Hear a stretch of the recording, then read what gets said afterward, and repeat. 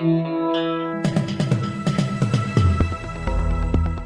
listening to the Betoota Advocate's weekly news wrap on Desert Rock FM 96.5. Welcome back to the Betoota Advocate News Bulletin. The date is Thursday, the 25th of July.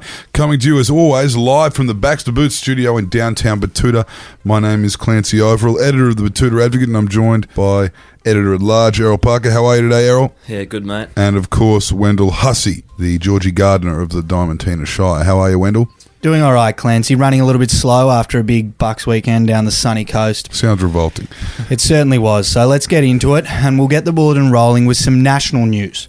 Coles has showcased its new range of zero-use plastics designed specifically to hasten the planet's death. Yeah, I heard those minis were controversially designed to put the planet out of its misery. Those new tiny plastic minis from Coles, which I think is one of the most socially malignant conglomerates. I don't think they serve any purpose. Yes, definitely. And you've got to say that, I mean, producing an array of small plastics is arguably worse for the planet than big ones. You know, you'd much prefer another proton jumbuck than you would of these little plastics, because obviously they end up getting eaten by turtles and young children. Yeah, one of our loyal readers, Adam Days, commented on that story saying he's still waiting for his albatross belly display case for his collectible minis. Still anything better than Sam Jensen's ever written, that's for sure. Thanks for commenting, Sam. Elsewhere around the country now, and down in the northern rivers of New South Wales, we wrote a story about an unfortunate event for a young mother. That story was Face app glitches after anti-vaxxer parent tries to whack the age filter on her child. Yeah, that new Face app is so popular on social media, Wendell. It applies different filters to people's faces, making them look older or younger. And for this young mother, it glitched out because the app couldn't predict what the kid would look like in old age simply because it's not vaccinated, which means it's going to be stiff as a boogie board within 50 years, you know. Yeah, most definitely. Obviously, you can't really predict that far ahead with these young anti-vaccinated, particularly Northern Rivers residents. Apparently, it's pretty hard to get a vaccination even from a decent doctor down there. Even the doctors are quite anti-vaxxers. So it's amazing the things that affluent white people will put themselves through when they're so bored that they just have nothing to do. Who would have ever thought the Northern Rivers would become the anti-vaxxer heartland of Australia? Yeah, I know, because it's such a beautiful part of the world. It's a pity that it's just been ruined by these complete and utter bin humans. Mm-hmm. What else is in the news today, Wendell? Well, we'll stay in the Northern Rivers, and there was some breaking news on the weekend out of Little Bondi, or Byron Bay as it's known. Every single musician at Splendour absolutely killed it, confirms Triple J. All of them? Every single one. Every single one. What, so that's Wolfmother, the Hilltops, that came and saved the day after Chance the Rapper didn't show up.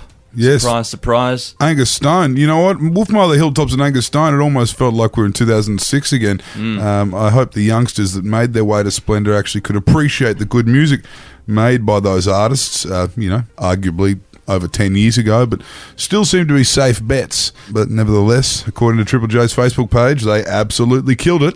They certainly did. Served up plenty of tuna fishes and a bit of bangers and mash as well. Back home in town now, and a city dog visiting the bush was disgusted by the dried dog biscuits she was served this week. Yeah, a young Labrador from Ascot down there on Brisbane's North Shore. Apparently this dog was not impressed by the pedigree beef and onion bickies, and she basically refused to eat them. I'm not sure of the dog's name. What was the dog's name, Wendell? Bella. Bella is reportedly used to eating bacon and poached chicken with a side of brown rice and is currently still on hunger strike while visiting their rural cousins. Yeah, well, it must have been a very slow news week in town for that to make it onto our website and indeed the Bulletin, so let's kick this can down the road a bit, Wendell. Well, let's get into sport then, and a must-see new documentary has been released exploring the widely held theory that Sam Newman is a I think a lot of people already knew this, Wendell. I mean, you know, there's Sam Newman and, of course, Bert Newton. They're both talking about The Final Quarter, of course, which was a documentary released about the Adam Goodes saga, which was quite a shameful chapter in Australia's worst football code. The documentary did prove that both Eddie Maguire and the entire Freo fan base, and indeed Collingwood fan base, were all but none of them were as big a as Sam Newman, although some would argue that there's been plenty of documentaries, in fact 20 years, 30 years worth of documentaries airing each week on a Thursday night that would have already exposed Sam Newman as a and that was the AFL Footy Show. Well, hopefully this is the last we see of the Wendell. Yeah, and that's the last you'll hear of the Bulletin for this week because that's all I've got here. Thanks again for tuning in. Make sure to subscribe to the podcast and join us again next week for your dose of regional news. Until then, I'm Wendell Hussey. Have a good one, you